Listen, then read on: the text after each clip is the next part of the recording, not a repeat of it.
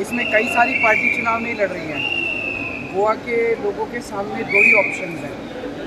एक ऑप्शन है कि एक ईमानदार पार्टी को वोट देके ईमानदार सरकार बनाना, और दूसरा ऑप्शन है कि डायरेक्टली या इनडायरेक्टली बीजेपी को वोट देना।